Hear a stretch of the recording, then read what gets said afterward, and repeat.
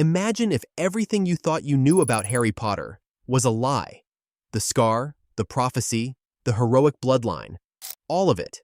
What if Snape wasn't just the bitter, misunderstood professor, but Harry's actual father from the very beginning?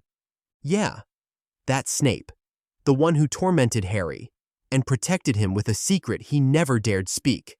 Suddenly, every glance in the corridor, every insult in potions class, every act of silent sacrifice takes on a darker meaning.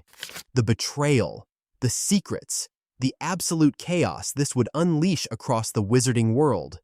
Let's unpack a reality where Harry Potter shares blood with the one man he feared most.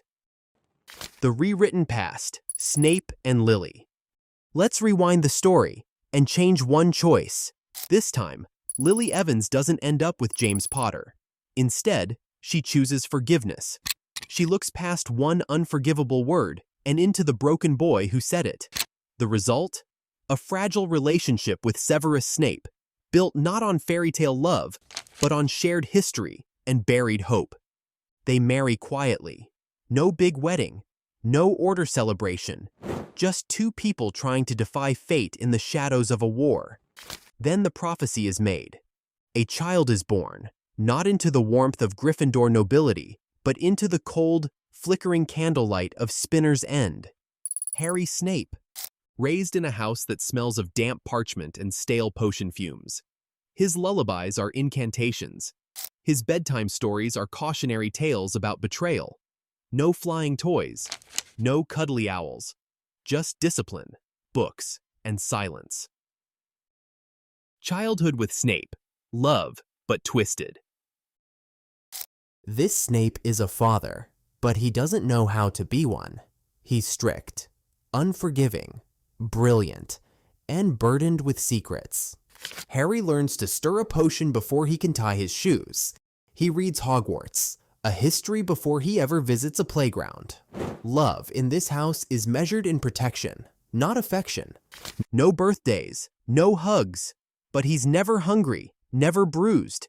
He's taught to think like a Slytherin, trust no one, question everything. By age 8, he's fluent in Latin spells, and by 10, he's brewing sleeping drafts better than half the staff at St. Mungo's. To the outside world, he's a quiet boy with cold eyes. But to Snape, he's everything. A son, a second chance, and a living reminder of Lily.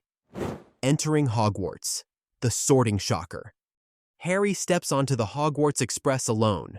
No Hagrid, no magical wonder, just quiet calculation. He's heard the stories, read the books, he knows what to expect, and what to fear. Ron tries to sit near him, then changes his mind. Hermione offers help with luggage, but gets a silent nod and nothing more. And when the sorting hat touches his head, Slytherin, it whispers immediately, but not out of temptation, out of recognition. The Great Hall murmurs. Whispers spread like wildfire. Harry Snape, in Slytherin, son of the man half the school loathes. He wears it like armor. Ron, Hermione, and a fractured trio. The trio? It doesn't happen. Ron avoids him like the plague. To him, Harry is a reminder of every point lost in potions class, every cruel remark his brothers endured. Ron sees the sneer before the scar.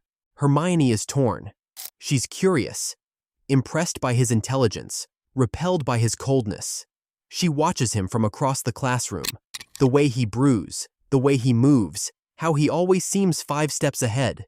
Eventually, they connect, but not through jokes or candy, through logic, debates, mutual respect. They don't become best friends overnight, but they become something else, a sharp alliance forged in fire, not fun. Dumbledores Dilemma. Dumbledore watches Harry with quiet dread. This boy is no symbol of light.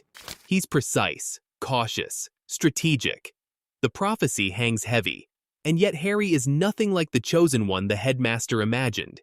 He invites Harry for tea, mentors him, tries to reach the boy underneath the mask.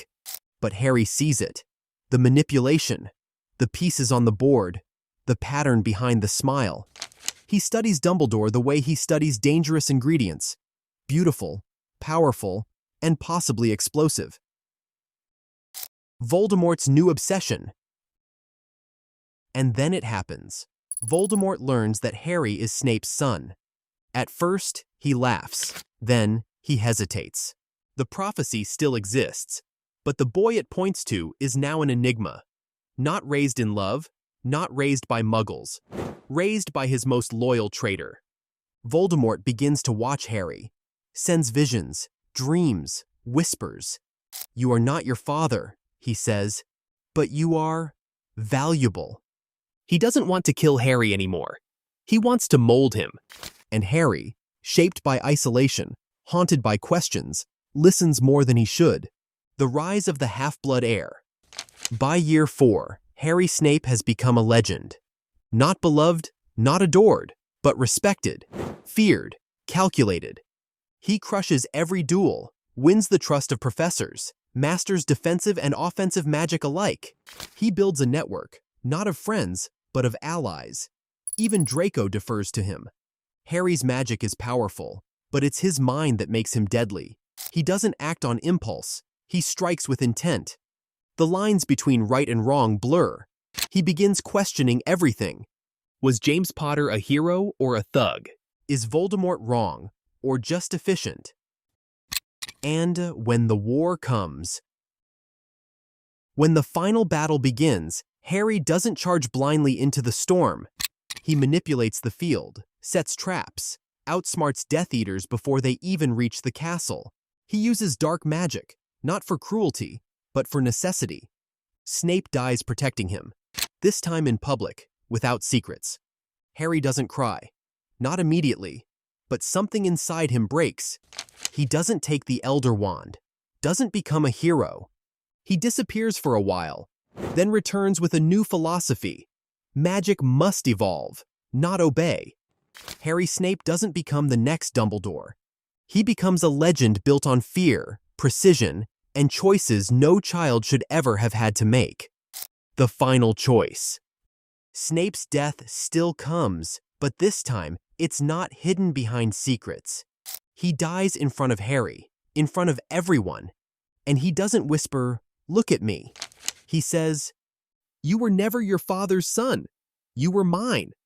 And with that, everything shifts.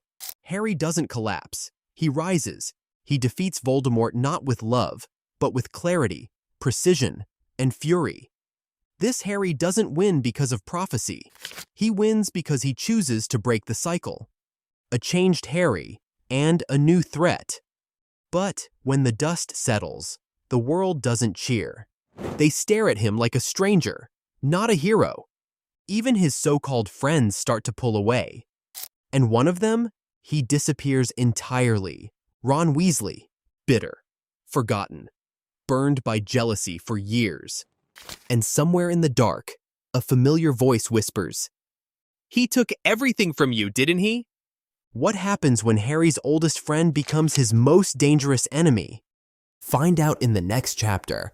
What if Ron Weasley turned on Harry and joined Voldemort?